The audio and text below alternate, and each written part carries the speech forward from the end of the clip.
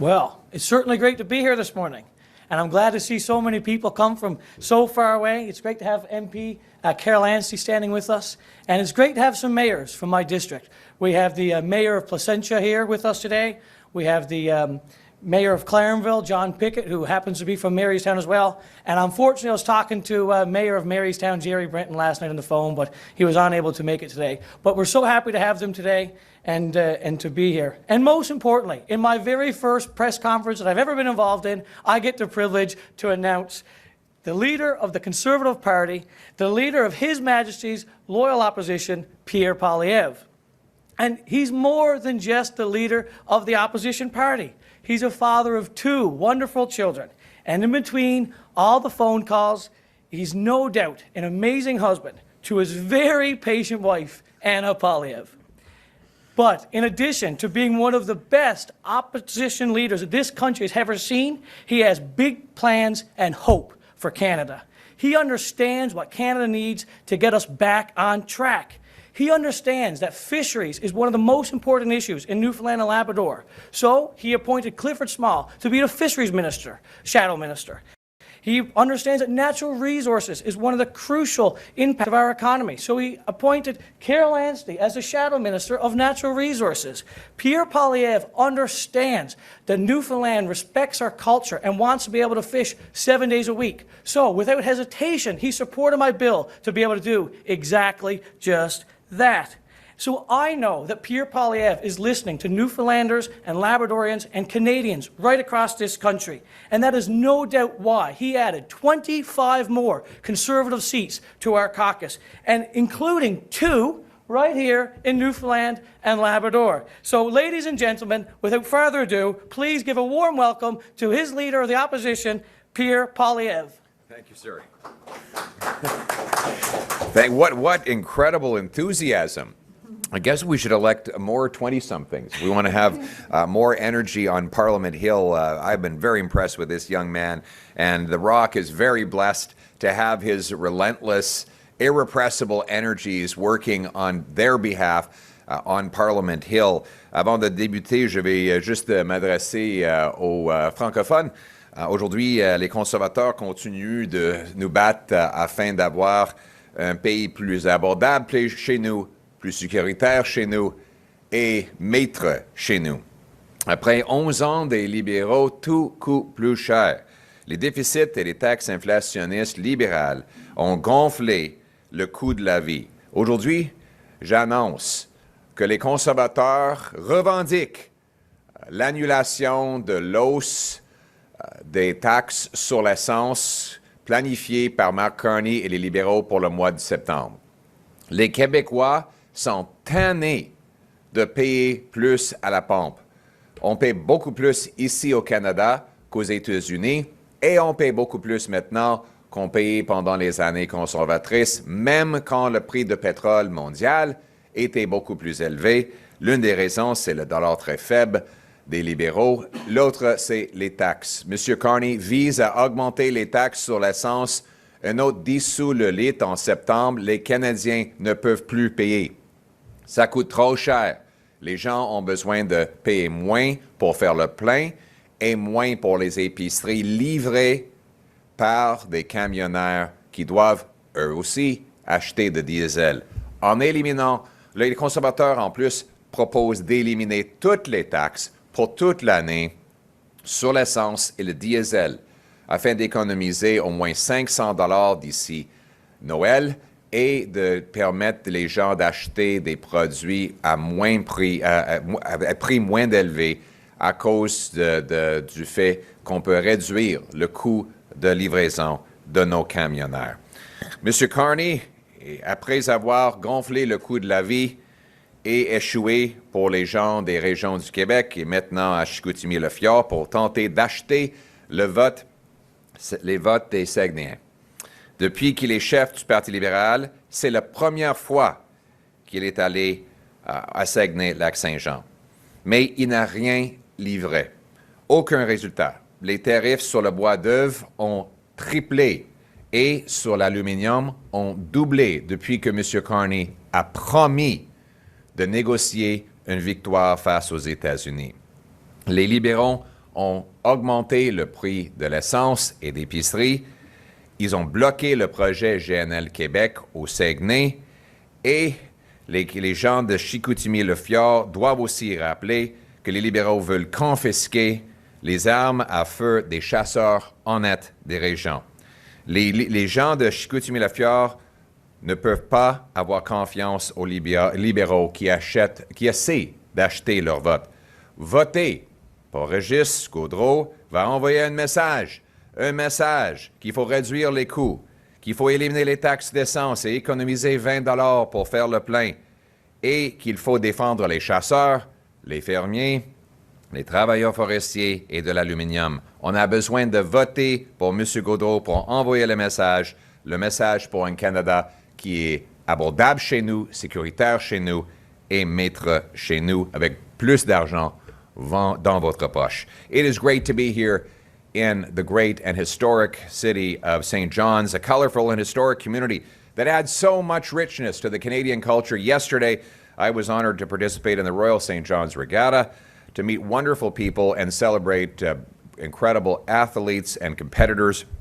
But even in beautiful cities like St. John's, once tranquil and peaceful, we now see a growing wave of crime and disorder in our streets. Since the Liberals took office in 2015, across Newfoundland and Labrador, theft of motor vehicles up 39%, overall violent crime up 40%, firearms crime 74%, all while Liberals want to confiscate the hunting rifles of Newfoundlanders and Labradorians. Just here in St. John's, sexual assaults are up 62% and extortions up an unimaginable 850%. Soft on crime, catch and release Liberal policies like the so-called principle of restraint, otherwise known as Liberal bail, require judges release newly charged rampant offenders at the earliest opportunity under the least onerous conditions. Instead of repealing Liberal bail, Mark Carney has doubled down on soft on crime. Everything else is an illusion. C-16, for example, his recent bill, provides a get-out-of-jail-free card, empowering judges to ignore almost all mandatory jail sentences, including for extortion with firearms, human trafficking, aggravated sexual assault with a gun. And as illegal guns and violent crime continue to overrun our communities, Liberals continue to target law-abiding hunters, sport shooters, and farmers right here in Newfoundland and Labrador with a costly gun grab that will make life more dangerous by diverting police and border resources away from criminals to going after law-abiding people. Conservatives will take the opposite approach. We will allow Newfoundlanders and Labradorians to keep their hunting rifles and instead go after criminals. Bring in tougher jail time for gun crimes. We'll bring in the Jail Not Bail Act, which would have ended the Liberal principle of restraint and kept rampant offenders behind bars when they're newly arrested. We did pass C-225, Bailey's Law, to protect victims of intimate partner violence and hold repeat offenders to account.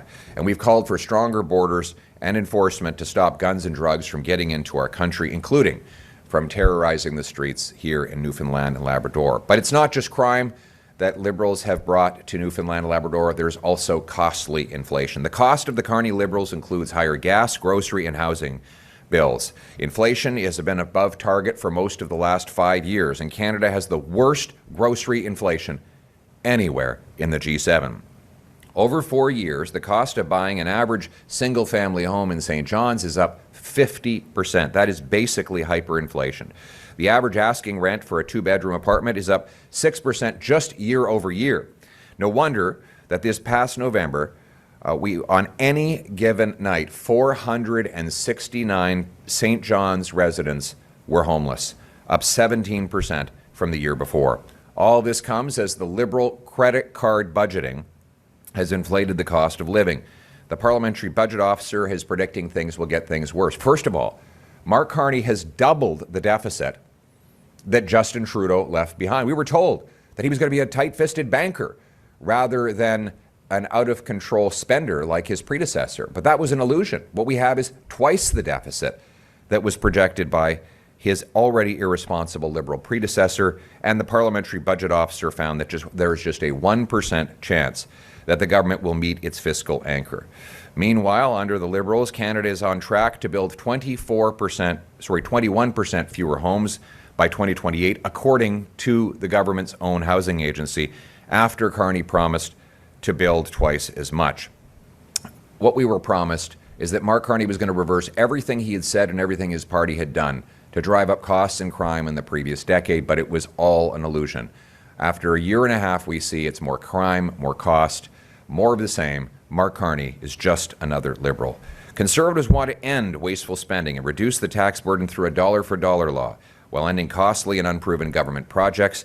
We want to boost competition for grocery sectors and reduce the cost of food from farm to shelf to bring down prices for Canadians. We will stand up for Canadian home buyers by eliminating the GST altogether on all homes under $1.3 million, tying infrastructure funding for our cities to faster permitting, lower development charges, and more home construction so that our young people can afford to buy a home and pay off the mortgage. And today, on behalf of all Conservatives, I am officially calling on Mark Carney to cancel his planned gas tax hike in September. Canadians cannot afford yet another 10 cents a litre at the pump. Cancel the hike, Mr. Carney, and get rid of all gas taxes for all of the year to save Canadians 25 cents a litre, 20 bucks a fill-up, and $500 by Christmas. We want also for Canadians to have more money in their pockets and bigger paychecks that they can spend on their priorities. We want this especially for Newfoundland and Labrador, and that's why we are fighting to eliminate all the anti-development laws that currently hold up 500 projects. 500 projects are waiting for federal approval today, and Mark Carney stands in front of one or two of them to do a photo op, an announcement, and a signing ceremony, while 500 of them that could employ hundreds of thousands of people and generate tens of billions of dollars for our schools and hospitals and families are waiting because his government won't get out of the way. Get out of the way, Mr. Carney. Let these 500 projects go ahead. Now I let my Shadow Minister for Natural Resources just say a word about what resources mean to this province. Thank you so much. I'm honored to serve as the critic of energy and natural resources for across the country. Newfoundland and Labrador is a resource-based economy, and for too long we have watched the young people of this province leave. We have the highest level of out-migration in this province than any other province in the country. It's time for us to move forward, the government to get out of the way so that our young people can live and thrive and have a future in this province and get those good-paying jobs. And so I'm honored to serve and to keep up the fight in Ottawa so that this can be the story for the next generation, for the young people of Newfoundland and Labrador. And our friend Jonathan Rowe here is obviously a young man, so he relates to the young people of Newfoundland and Labrador, really where he grew up. And what they were telling us is they need jobs. By allowing our resource sector to blossom, they will have those big, high-paying jobs that will fund their future. But we also need to ensure that Newfoundlanders and Labradorians benefit from the shipbuilding expenditures that governments are going to do over the decades to come. And this is something that Jonathan has brought to my attention and that we have decided to pursue. As everyone knows, Canada has the longest oceanic coastline to defend of any country on Earth. Our adversaries have not stopped building, and neither should we. And Canada is now facing a more challenging global environment. We need to be able to take care of ourselves, stand on our own 2 feet, and protect ourselves. That means building more here in our country. Unfortunately, years of Liberal waste and mismanagement have left our Canadian armed forces hollowed out. And despite lots of Liberal announcements and illusions, Conservatives have rightly demanded answers from the Prime Minister on how his government is going to fund the 5% of GDP NATO target, which he has not budgeted for. The Royal Canadian Navy and Coast Guard must have the ships they need to protect Canada and our interests around the world, and that starts with making those ships here in Canada. It was the previous Conservative government that created the National Shipbuilding Strategy so Canada would have the sovereign capability.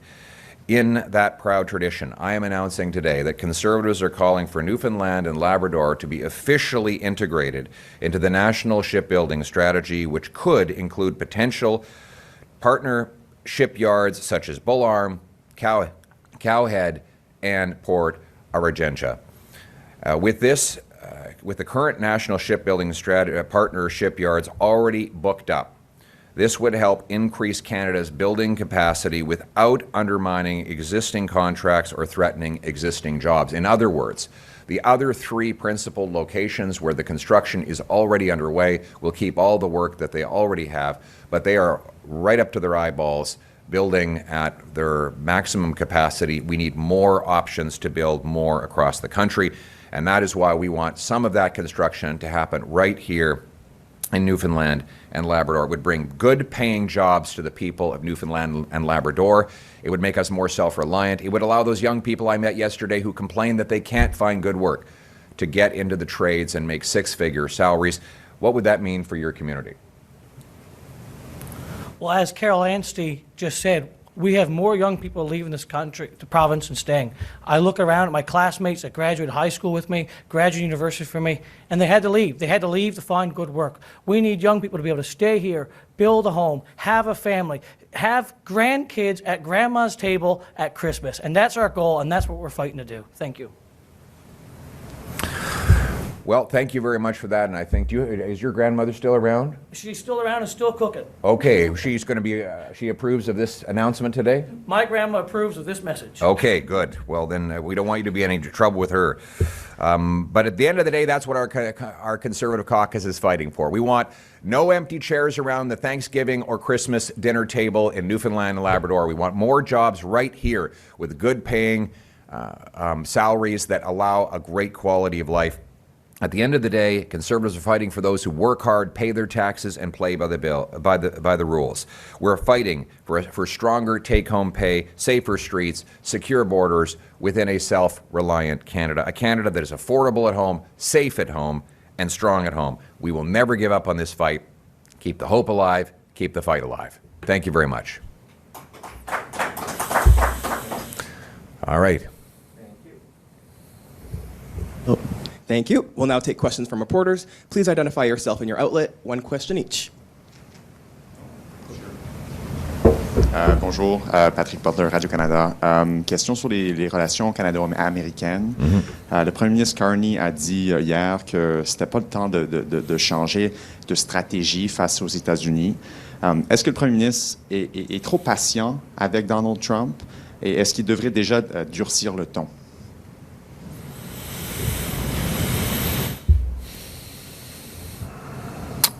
Moi, je pense qu'il doit se concentrer sur des résultats.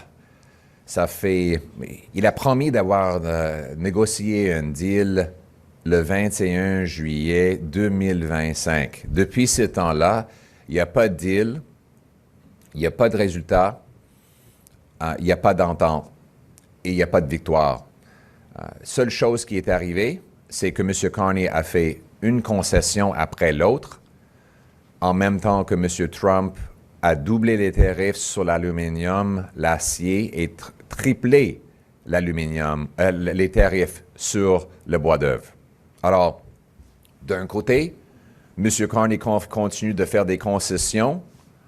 D'autre côté, M. Trump continue d'augmenter les tarifs sur le Canada. Je ne comprends pas pourquoi on ferait des concessions avant même arriver à la table de négociation. M. Carney est en train de gaspiller nos leviers de négociation, même avant de commencer des négociations. Et honnêtement, ça ne marche pas. M. Trump avale toutes ces concessions, il voit une faiblesse, et en conséquence, il augmente de plus en plus les tarifs.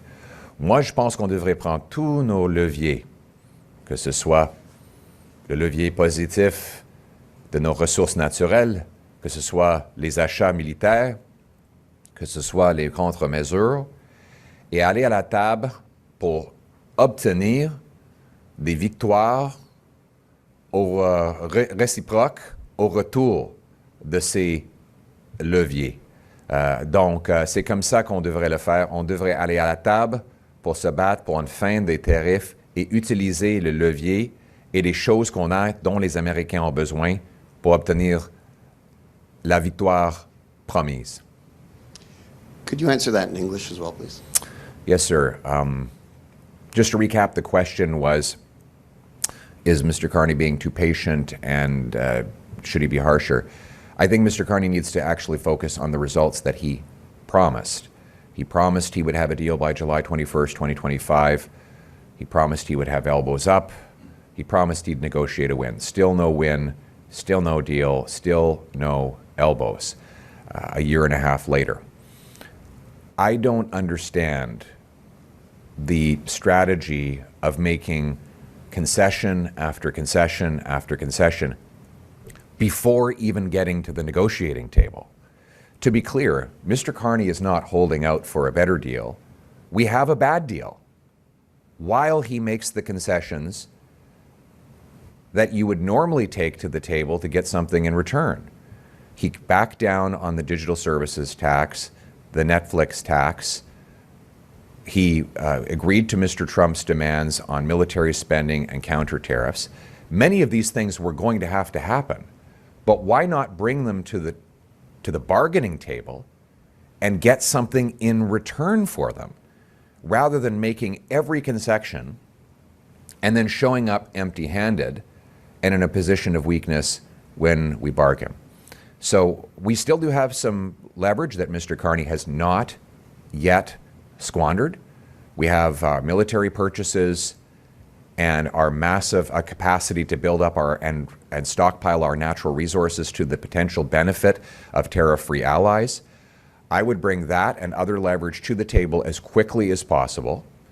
And I would say, if the United States wants to get what it wants, we want what we want, which is tariff-free access to their market for aluminum, steel, autos, and lumber. They must get rid of those tariffs, and then we can work with them to consider their demands in return. But no more unilateral concessions before getting to the bargaining table. That has failed. Ben Clary, NTV News. Speaking about natural resources, our province in Quebec are actively negotiating a deal on the Churchill River. What role, if any, do you think the federal government can play in maybe getting a deal over the finish line? I think we should leave it to the two parties to hammer out a deal. It's a bilateral partnership between the two provinces, and I hope they come up with something that is fair for both provinces.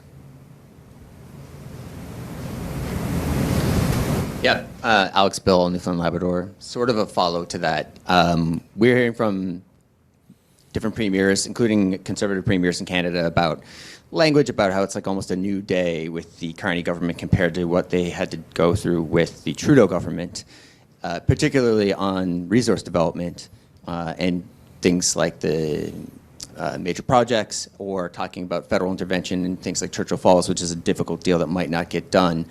Does that kind of make it difficult for you in terms of how you relate to your conservative premiers across the country and getting your message across? Well, I would encourage people to look at the results rather than the announcements. So what are the actual results so far after a year and a half of Mark Carney? He set up this major projects office to approve projects at record speed. Do you know how many projects it's permitted? 0. Here we are a year in. There are 500 projects waiting for federal approval. 500 projects that would pay paychecks to Canadian workers, generate revenues for schools and hospitals, make our economy more self-reliant. All Mark Carney needs to do is get out of the way, and yet we continue to wait. He has pledged to increase the industrial carbon tax 6 times higher than it is today. 6 times higher on Canadian steel, aluminum, cement, concrete, fertilizer production, all costs that will be passed on in lower wages and higher costs for Canadians. Everything Mark Carney has talked about on resources has been an illusion. What we need to do is get him out of the way and off the backs of our resource sector so that our investors can invest, our builders can build, and our workers can work. That means repealing C-69, the anti-pipeline law, repealing C-48, the ban on shipping off the West Coast, get rid of the industrial carbon tax, turn over exclusive power to the provinces for projects that are strictly within provincial boundaries, so there's no double regulation on it. That would allow us to safely and responsibly approve projects at a pace that will build our economy. Zach Power with VOCM. We've heard from the PQ who says that if an MOU is signed on the Churchill River, that they'll be going to the federal government looking for compensation on the border with Labrador. Would that be something that you would be open to if you were Prime Minister? Listen, I've been traveling throughout Quebec continuously for the last 4 years. I have not had a single Quebecer tell me that the border with Labrador is a priority for them. Their priorities are affordable groceries, affordable gas, affordable homes, safer streets. So I would encourage all parties, federal and provincial, to focus on the things that the daily concerns that real Quebecers in communities across the province are actually focused on. Hi there. My name is Sarah Smelly. I'm with the Canadian Press. What do you think the arrest of a Canadian citizen on espionage charges in Brussels says about Canadian vetting practices? Well, Mr. Carney has some questions to answer. How is it that this individual was not captured in the vetting process originally, but that other countries and governments were able to have the intelligence to find this troubling information? You know, why is it that we keep learning about national security threats to our country from foreign governments? You know, after a year of Mark Carney, our country is becoming a playground for foreign interference and international crime and terrorism. He has failed to do the job of protecting our country from that interference and those other risks. I think he has a lot of explaining to do how his government failed to vet this individual in a way that our NATO partners were able to do. I would just point to other examples, though. You know, we have the IRGC related group, Kataib Hezbollah, which has now been named in U.S. court filings by the FBI as having been involved in 2 shootings in Canada, another 14 in the United States of America, and somehow Mr. Carney refuses to ban this terrorist organization. They're able to operate with impunity on Canadian soil, harassing our Persian and Jewish communities and threatening all of us. Now, it's time for Mark Carney to stop with the illusions and start taking real action to keep our country safe from foreign threats on our soil. Merci beaucoup. Monsieur Carney a beaucoup de questions auxquelles il doit répondre. On a quelqu'un qui est identifié par l'OTAN comme étant peut-être un espion potentiel.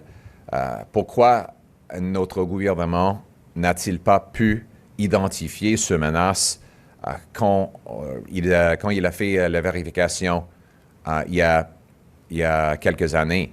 Pourquoi est-ce que les gouvernements étrangers sont capables d'identifier des menaces ici au Canada que notre gouvernement libéral n'est pas capable d'identifier? C'est une question pour M. Carney. Ça nuit à notre réputation et ça montre que notre pays, après 11 ans des libéraux, devient ouvert aux menaces d'ingérence, de terrorisme et de crimes organisés. Ce n'est pas le seul exemple. Le FBI a déposé aux cours américains de preuves qu'il y a un groupe, le corps révolutionnaire islamique d'Iran, qui a été impliqué dans 2 fusillades ici sur la terre canadienne, ciblant le consulat américain à Toronto et une entreprise juive. Pourquoi est-ce qu'on doit apprendre du gouvernement américain des menaces terroristes ici au Canada? C'est maintenant le temps que M. Carney met à côté les illusions et les grandes annonces et se concentre sur la sécurité de notre pays. Et finalement, je réitère notre demande de bannir le groupe terroriste Kataib Hezbollah sur la terre canadienne aussitôt que possible pour protéger les communautés canadiennes. Merci beaucoup. Laura Howell, CBC. For my colleagues in Ottawa, what is at stake if the government doesn't get some sort of deal to stave off more tariffs? Well, I think what's at stake is that we're going to continue to lose jobs in forestry, steel, aluminum, and autos, and now in another $20 billion of unrelated sectors. So it's time to get results. We're asking Mr. Carney's strategy of making upfront concessions and getting nothing in return before he even goes to the bargaining table has failed. We're calling on him to take the leverage that he has not yet squandered, take it to the bargaining table, and get something in return for a change. And that is cancellation of tariffs, renewed tariff-free access to the United States of America. We need to fight for our workers, our business, and our country. Just following your shipbuilding announcement today, can we get some more specifics on that? Because that would be a big capital outlay. You know, what types of vessels would be looking to build here in Newfoundland? What kind of federal government commitment in terms of dollars or cents you would be considering for something like this? Because the shipbuilding strategy is quite large. Yes, well, some examples could include, for example, the Continental Defense Corvettes for the Navy, the additional supply ships for the Navy. These have all been identified by either naval leadership or the Coast Guard themselves, but have yet to be awarded. These are projects that Newfoundland could compete to win. We also know that there's probably going to be a lot of other work that is unannounced, even some of the spin-off work that will come from the purchase of submarines. Some of the obviously, the main supplier will provide the vessel, but there's always going to be regional industrial benefits, and we want Newfoundland and Labrador to compete on components and subcomponents of that. So it could be in the billions of dollars of opportunities for Newfoundlanders and Labradorians. Again, we're not going to prejudge who's going to win what contract, because we don't believe in political interference. But by opening up the strategy to Newfoundland and Labrador, it would allow our incredible businesses here, our engineers, tradespeople as well, to compete and win contracts to help make our country strong, safe, and sovereign here at home. Merci beaucoup de la question. Certains exemples pourraient comprendre les corvettes continentales de défense, des navires d'approvisionnement. Ces projets doivent se faire, mais les contrats ne sont pas encore déterminés. Il va y avoir probablement des milliards de dollars d'autres dépenses qui ne sont pas encore données à n'importe quel endroit de construction, que ce soit Davie, que ce soit à Vancouver avec Seaspan, que ce soit Irving en Atlantique. Donc, en ouvrant la porte aux Terre-Neuviens d'offrir des propositions, ça permettrait des milliards de dollars de développement économique de se faire ici dans cette province extraordinaire.